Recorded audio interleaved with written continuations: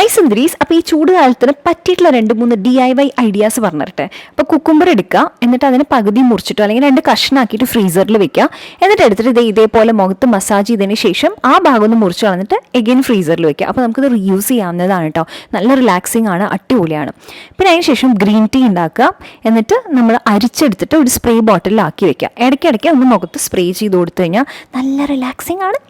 അപ്പോൾ അത് മാത്രമല്ല കേട്ടോ, സ്കിന്നും നല്ലതാണ്. പിന്നെ കുക്കുംബർ എടുക്കുക. കുക്കുംബർ നമുക്ക് നല്ല ഹൈഡ്രേറ്റിംഗ് ആണ്. അതിൽ കുറച്ച് അലോവേറ രണ്ടും കൂടി അരച്ചെടുത്തിട്ട് നമുക്ക് മുഖത്ത് അപ്ലൈ ചെയ്ത് കഴിഞ്ഞാൽ എഗെയിൻ നല്ല ഹൈഡ്രേറ്റിംഗ് ആണ്, ഗ്ലോയിങ് ആയിട്ടുള്ള സ്കിൻ കിട്ടാനായിട്ട് അടിപൊളിയാണ് കേട്ടോ.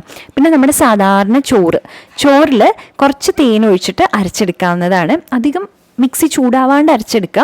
എന്നിട്ട് അത് മുഖത്ത് അപ്ലൈ ചെയ്തിട്ട് ഒരു 15 മിനിറ്റ്സ് വെച്ചിട്ട് കഴുകി കളയാം. അപ്പോൾ ഈ ചൂടുകാലത്തൊക്കെ അത് നല്ല DIYs ആണ്. പിന്നെ കഞ്ഞിവെള്ളം ഫ്രിഡ്ജിൽ വെച്ചിട്ട് സ്പ്രേ ബോട്ടിലാക്കിയിട്ട് വെക്കുക. എന്നിട്ട് ടോണർ പോലെ യൂസ് ചെയ്താലും അടിപൊളിയാണ്. അപ്പോൾ ട്രൈ ചെയ്ത് നോക്കൂ.